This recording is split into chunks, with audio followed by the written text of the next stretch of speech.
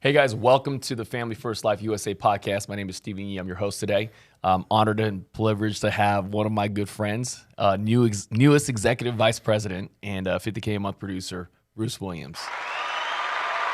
What's up, Steve? What's up, man? Hey, so we're going to dive into your background because I think a lot of folks at FFL, the beauty of Family First Life is we have such a variety of backgrounds that came prior to Family First Life, but they still kill it here. Like in your instance, a lot of your group came from the auto industry.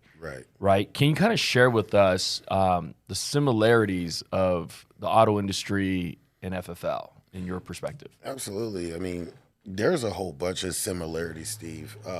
One thing is it's a sale. Right. I guess, if you want to call insurance a sale, but you're selling something. Right. And you're dealing with clients and or customers, what we call it in the auto industry. Once you start building a team, it's about managing your team in the insurance industry and, being a leader. But in the auto industry, I was also a manager. So it was about leading a team. Managing a team. What was the highest position you worked up to in that industry? I went all the way to general sales manager. What does that mean for folks that don't understand? A general sales manager, he's not only going to work the numbers. I'm the guy that's behind the curtain working the numbers to send an assistant sales manager out to start closing the deal. Gotcha. So you're the guy behind closed door. Exactly. So that we never get to meet. Right. You'll never meet me unless there's a problem. Okay. Right. So also, I didn't just have one team. I had a team I had a whole store. Right. So that's not only the sales department, that's the service department, that's the parts department, that's all the technicians, that's the auto porters, the ones that wash the cars and vehicles, also customer and client retention. Right. So literally, I wore every single hat in the auto industry. Gotcha. So how did you find Family First Life and, you were working 60, 70 hours a week. You had a successful career. I mean, ballpark, what were you making in the auto industry? I was making a consistent between 17 and 20,000. Right. So anywhere from 180 to 240, 250 a year. Exactly. Right. So for you to be able to look at Family First Life and be like, all right, I'm out. Right. That's a big deal. It is. Absolutely. So like for those people that are in the auto industry watching this video and such, like why should they take a look at Family First Life? Well, or why did you? Why I did was, for one, I wanted a better quality of life, and I wanted to make the same money. Because when you're in the auto industry, you're definitely brainwashed. Like, Explain that. So what I mean by that is, when you're in the auto industry, Steve, you're there for 13, 14 hours almost a day. Right. And when you look at your paycheck after the month, okay, I did, for, let's say, a regular car salesman, he did around 6,000 to 10,000. Mm-hmm. You have some certain car salesmen doing 90 grand a year, almost 100,000 a year. So they look at that and say, "They don't get much better than that out there." Right. Because we're so blinded by the world. Like we're in this little box. Because we're there all day. Right. We don't even have time to explore anything. Right. You don't have time to go on any job sites to see what's going on out there. We don't have time for that. You don't have weekends off? Because that's, I'm assuming, the best days to sell cars. We don't have weekends off at all. Holidays? No holidays. Christmas. Okay, besides that. But that's like when everybody wants to buy a car because they don't have work. Exactly. Right? Exactly. Or you guys run the promotions and stuff, such like that for for people to come in. So that's the thing that I find very interesting too is, I had a chance to watch you negotiate a car for me. Right. But on this side of the fence. On that side. Right. Right. And I'm literally sitting there like, I have no idea what you're talking about because it's so complex. It's so complex for me.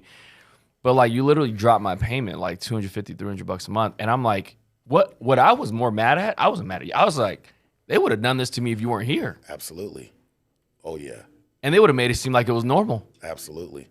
And so, like, you go from, like, hurting people almost in a sense to insurance. We're, like, helping people because, like, I've said this a few times to, some of the guys that you guys work with.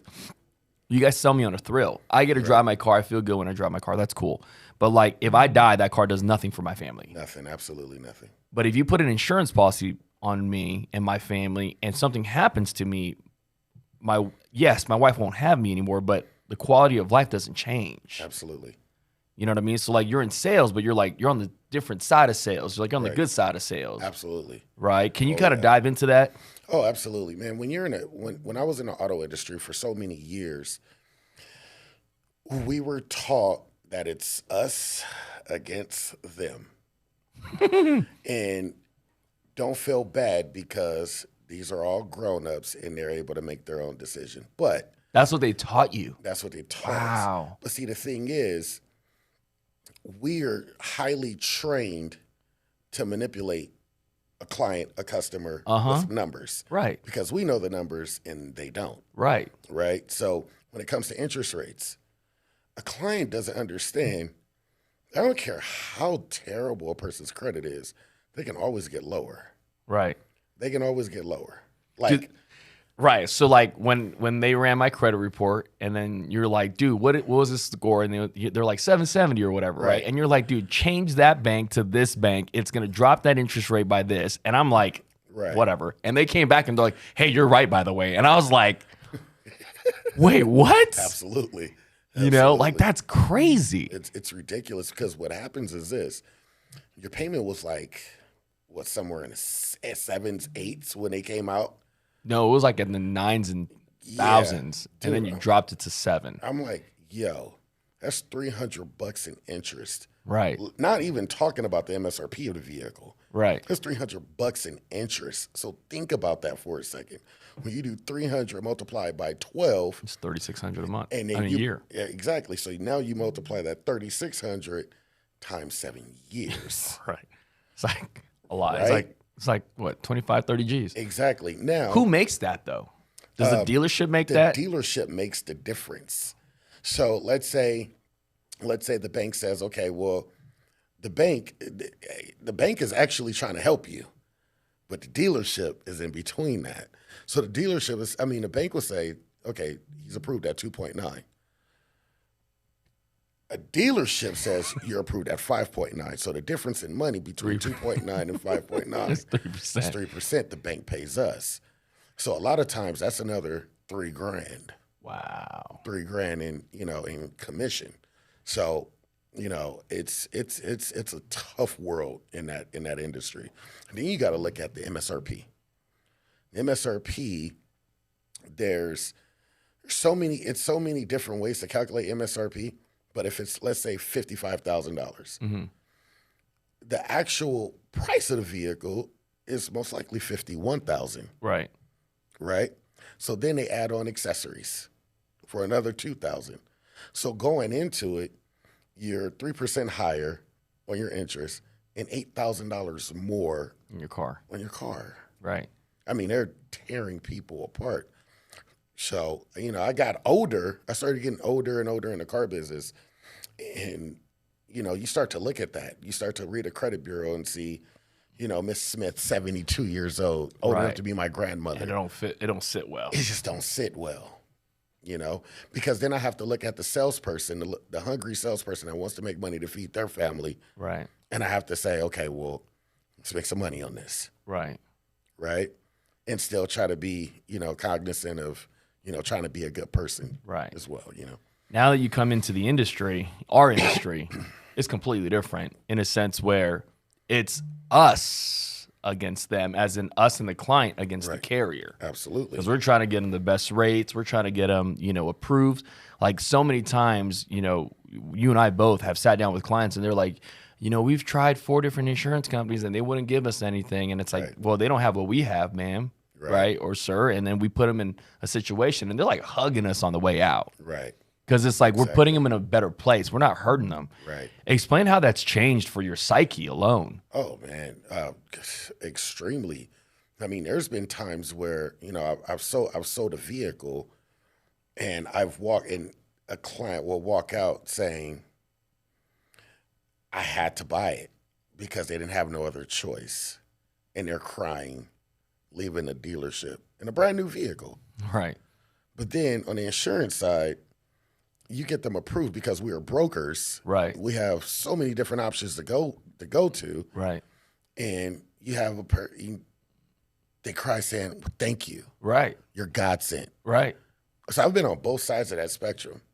You know what I mean? Right. So it's like, selling insurance versus, selling cars. I mean, it is night and day. Right.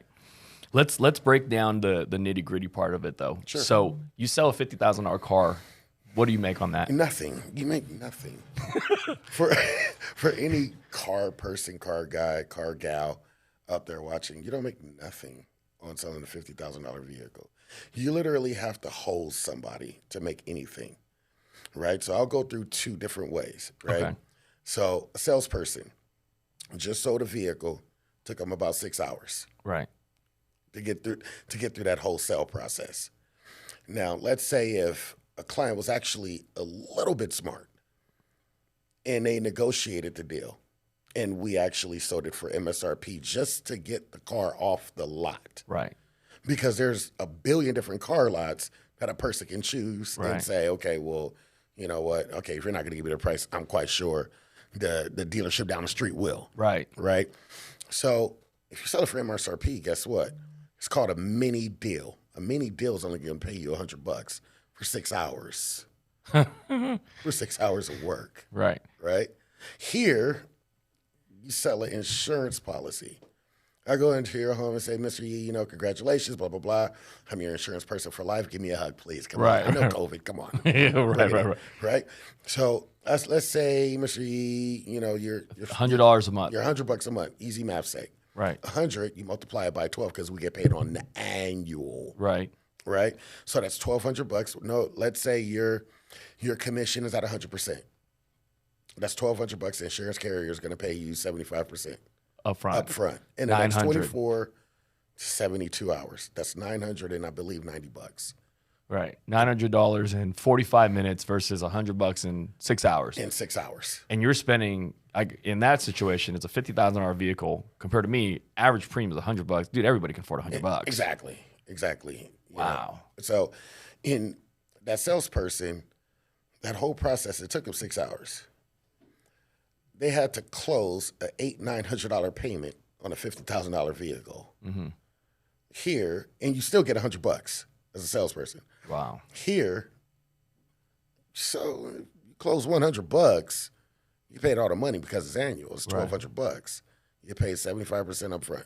Right. Direct deposit into your account within the next 24 to 72 hours. You have a lot of guys in the car business that come over and kill it. Absolutely. You have, Robert Kakish, Kristen Killer. Rappers. Like, a lot of these people are phenomenal. They come over here and they write 40, 50 grand overnight. Absolutely. A part of me feels like it's because they're already used to the work ethic. Absolutely. At a dealership. Like, explain that. Like, for someone that's watching, like how like the regular sales guys or someone in finance, how long are they actually at a dealership? Like 60, 70, 80 hours a week? Oh my goodness. So a salesperson, they're at the dealership at 8 o'clock. Early bird you catches the worm because it's an up system. And let me elaborate a little bit about an up system in the car industry. So it's two ways. You either call your car. What that means is you see a car coming down the street, you got to say yellow on the curb, green coming in, blue coming. No, that's mine. I called it first. And they're talking to like 37. Oh, so they're like competing for cars. There's 37 salespeople right there on the front lot calling cars. Green on the hook, orange coming in, blue coming in. No, that's mine. No, that's mine. And you're fighting. It's just a chaotic situation. Right. So you better get there at 7 o'clock in the morning so you can make sure you can get a couple of vehicles before everybody get there, and you're not going to get nothing. Right. It doesn't matter if it's 10 degrees outside. Doesn't matter if it's 300 degrees outside. You better make sure that you get there. Right. Right. So that's ridiculous. Right. Like the mindset around that's ridiculous. And then you have to stay until the last client leaves. So if I was a salesperson on the first shift, dude, I'm not leaving at 3 o'clock because I know I didn't sell anything. Right. Most people get off of work at around 5 to 6 o'clock unless it's a weekend. Right. Right. So I want to make sure that I can at least get one opportunity to sell a vehicle. Right. 'Cause I need the commission. Right. right? So it's around 6 o'clock. I've been there since 7. It's 11 hours in. Dude, still didn't get anything. Still didn't get anything. You have to get creative. So being there for 12, 13, 14 hours, rain, snow, sunshine, whatever it is, for 13, 14 hours a day and get nothing, you gotta be mentally inclined for that. Right. So they come out here and they bring the same work ethic of 10, 12, 14-hour days. absolutely. But now they're making 40, 50 grand a month. Exactly. As opposed to making $6,000 a month as a car salesman. Right. So you're there for 13 hours. You come here, you bring that same work ethic in here. You run 8, 9 appointments. There's nobody that you're competing with. Only thing you're competing with is yourself. Right. And trying to get the client to say get okay. approved. Exactly. Right. More get approved importantly. to say okay. Right. The other thing too is like wow, that's crazy because I have seen that. Like one of the things is like I hate going to a car lot because it feels like the moment you set foot on there, it's like, hey man, you need help? Hey man, it's Right. like, dude, Right. get off of me. Yeah. That's what it feels like at least, right? Exactly.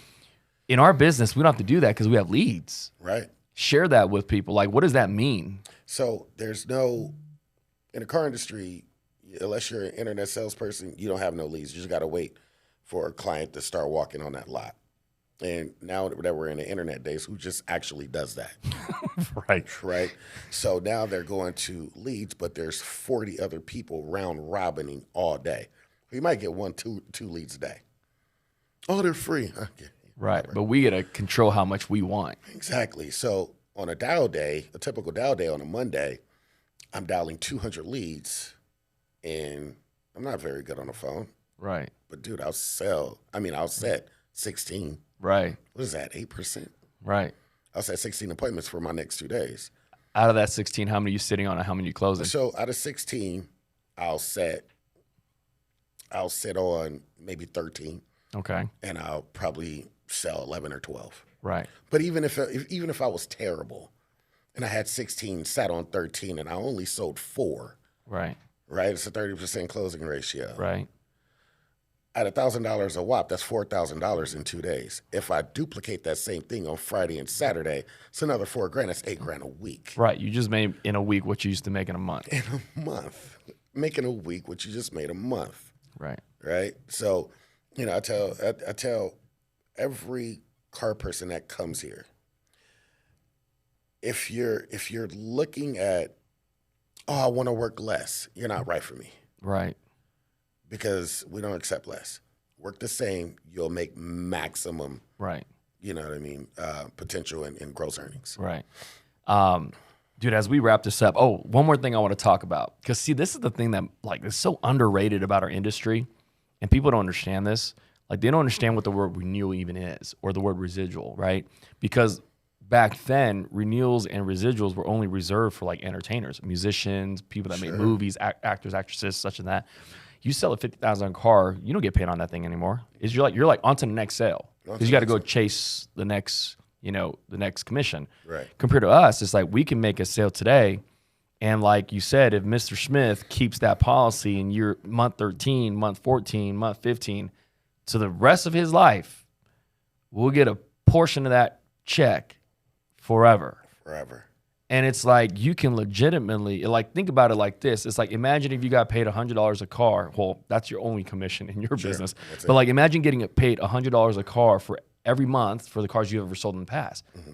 Y'all don't have that, but in insurance, there is. That's what's attractive is you can build a book of business to have, right, and then be able to chase the next commission too. You have the best of both worlds. Absolutely. And in our business, you can actually sell the business, right? Because there's actually revenue that's predictable. Absolutely. Can't really do that if you're a car salesman or an F&I guy or you're general sales manager. You can't do that. No, you're capped. Right. So as we wrap this up, man, I mean, for folks that are looking, any last closing remarks for folks that are, industry, they're vets in the auto industry. Right. And they're like sick of it. They might be sick of being on the car lot for 60, 70, 80 hours a week. I mean, you look at the folks in our company like yourself, Robert Kakish, Crystal. You look at like Eric Schmidt, Liz Brendan. They all came from the auto industry. You know what all those people have in common? They sell 400,000 or 500,000 a year minimum by themselves. Their teams are doing a lot of premium. They're doing like 400,000 or 500,000 a month. Right. Like it's like you're running your own shop, your own dealership. And it's like, dude, everybody's lives here are so much better. Right. You know, so can you like wrap that up for us and like, you know, any closing remarks for everybody else? Definitely have a couple. Okay. Okay. So here you hire and you build a team. You build an organization. You build a business. Right. So at my last dealership, in total sales a month, we would average between 300 and 400,000. Okay. A dealership that's been there for over 70 years. All right. $300,000 and $400,000 gross. Right. In sales. And I've been here for what, a little bit over a year. Our team was doing 550 last month. We just did 550. Wow. In 1 year as opposed to 70. Right. So when I look at that and I say, you gotta be kidding me. Right. Right. So for any car guy that's looking at this, I wanna just kind of explain that like this. So in the car industry, you have a closer, you have a team full of 5. Okay. Right? You have a team full of 5, and your job is to close every single deal. A good closer will probably do about $100,000 in sales for their team. You get paid, and they get paid around 8% of that. 8,000. About $8,000, plus a couple of bonuses. What do you do, right? Here, let's just say you had the same 5. And you did $100,000. And whatever your override is, let's say 10, 15%, that's passive money. Right. That's an extra 10, 15 grand. That's an extra $10,000, $15,000 a month outside of your own pen. Right. Outside of your own sales. Right. So when you look at, say, okay, now I want to build a team of 20, get that average to around 10,000. That's $200,000. Right. And you 10% override that. Right. It's around $20,000. It's around $20,000. Right. Right? And you're just teaching people what you know, what you were taught. Because it's a copycat business, right? The vehicle's not broke. Trust me, keep driving it. Right. Right? So, and you know, with every car guy out there is tired of the car industry. There's probably 3% out there that, I just love the car industry. No, you don't. You're lying. You only love it because you think that this is the only thing that's out there. And I'm telling you, the grass is most definitely greener on the other side with insurance. So that's what I definitely will say. The quality of life is better. We do work hard. We're up at 4 a.m. I'm up at 4 a.m. every single day, and I'm narrating my day. I work hard. I work really, really hard because I'm building a business. Right. This is a business, right? So if you were just... Let's say if I was just an insurance guy, then I'll sell $120,000, $30,000 a month on my own pen. Right. Because that's the only thing I'll be focused on. Right. So any car person that's watching this right now, the grass is definitely greener. It's most definitely greener. Buy your leads. Make your calls like you've been doing in the car industry. And go to work. Right. The beauty of it is I think you have the freedom of your schedule too.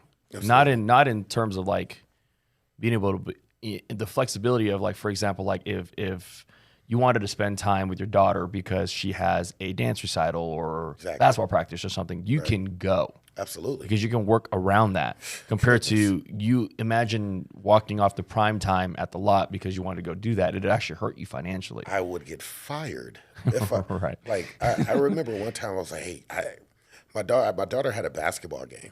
It was on a Sunday. I was supposed to be off at 5. Right? Her game was at 5:30. And it was about 40 miles away. So I wanted to make it. Right. I'm like, hey, I just want to leave about 20 minutes early so I can make sure I make the game. Because I done already missed like 6 games in a row. Right. You know, trying to provide for my family and provide for her. Nope. Here, dude, if I work every single day, but if I wanted to move things around, I can. Right. Hey, your game's, Sunday at 5. How about we go work on Saturday or Monday? We'll fill the gap. Exactly. It's that simple. Exactly, man. And it's the quality of life with your family. Yep. You make more money, a lot more money, tons more money, actually. Yeah. It's actually, I tell every car guy this, the insurance business is the car business on super steroids. Right. and you're actually doing it on the good side. You're Absolutely. not hurting people, you're helping people. Absolutely. That's the beauty of it. Bruce, if people wanted to reach out, and get a hold of you, what's the easy way for them to reach out and be able to work with you? Easy. You can take a look at my Facebook, Bruce Will, or Bruce Williams. I have two. Instagram, King Bruce Will, or King B Will, or Suited Bruce. Right. He has 17 accounts. But the best possible way is to just email me, brucewill@fflprolific.com. What about your phone number? brucewill@fflprolific.com. Or, you know what? You can give me a call as well, 951-450-1483. There you go. That sounds good. Hey, guys, I appreciate you guys hopping on. If you guys have anybody in the car industry or even know anybody that's looking into that versus thinking about doing insurance, this is the guy you want to get him in touch with. So thank you for hopping on. We appreciate you guys. Thank you, Bruce, for coming in. Absolutely. Let's kill it. Let's go.